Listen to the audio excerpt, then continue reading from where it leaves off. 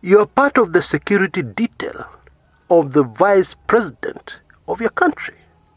And then suddenly, by the way, your vice president is a lady, and then suddenly you hear screams in the house, and your work is to protect the vice president at all costs.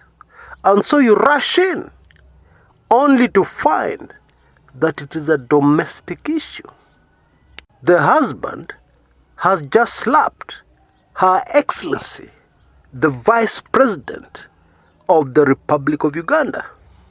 This is exactly what played out in the year 2002, when the then Vice President, indeed the first lady in the entire continent of Africa to ascend to the Vice Presidency, Spacioza Kazibwe, had the misfortune of having her domestic issues being the subject of national discussion.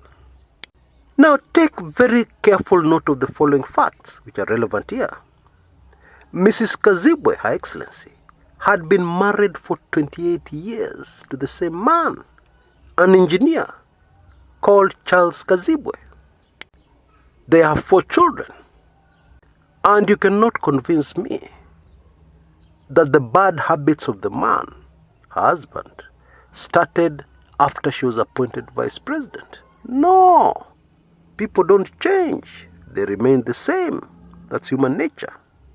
In fact, when she divorced her husband, actually had him thrown out of the house, shortly after this embarrassing incident became public, it was revealed that her husband was actually a womanizer who had 2 children with other women when this marriage was still going on with Her Excellency the Vice President over the years, even before she was VP. And she stuck in her marriage over the years. She suffered. Yeah, usually women suffer for the sake of their children. Now, let me just make something clear before we proceed. Those who know me well are very much aware of the fact that I hate, I abhor, violence against women for whatever reason. And it doesn't matter what she has done. A man should never lift a finger against a woman, even if you've paid dowry for her. That is a no, no, no. But I appreciate the fact that this is Africa, and a lot of that happens. These cowardly men who cannot fight fellow men, want to practice their boxing skills on a woman who cannot defend herself. Because in my opinion, they know if they face a fellow man, things will be very different. They're cowards. I have absolutely zero respect for any man who hits a woman. That's just me. I know other men may not agree, but that's my view. Or rather, that is my very strong position. Anyway, what was different this time round? Because even the husband, when he was interviewed, had something very interesting to say. He said, I only slapped her once. Where? Man, that tells you, hitting a woman was not a big deal for this man. It was nothing. I only slapped her once.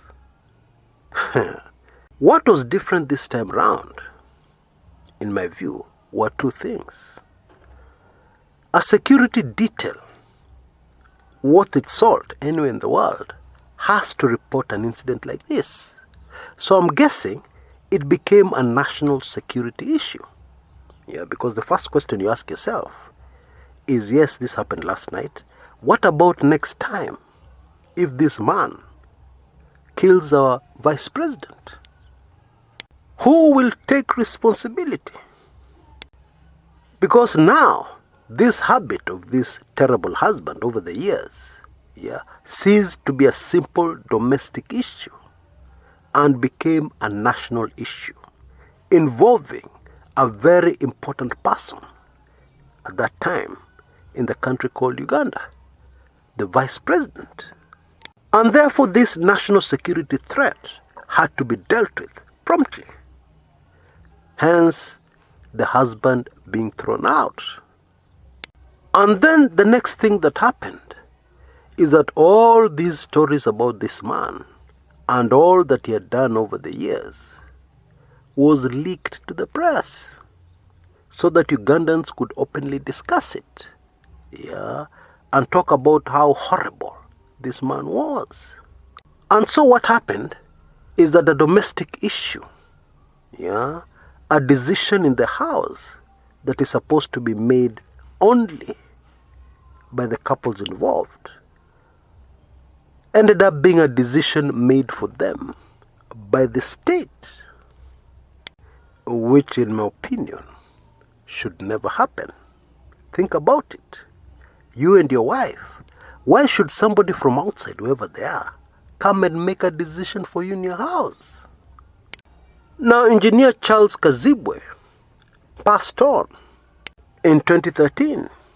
My heart goes out to all those brave women who are in politics and are married, and many times may be married to men who are not really men.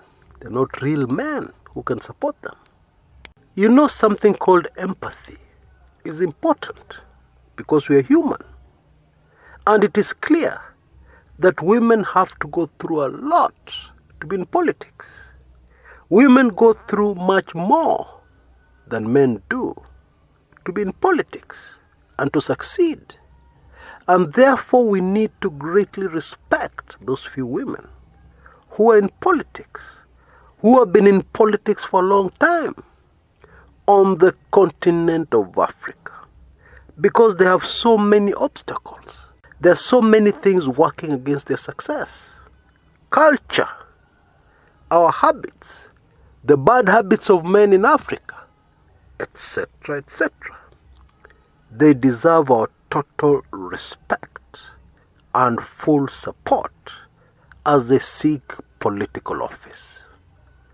Until next time, this is Chris Kumekucha.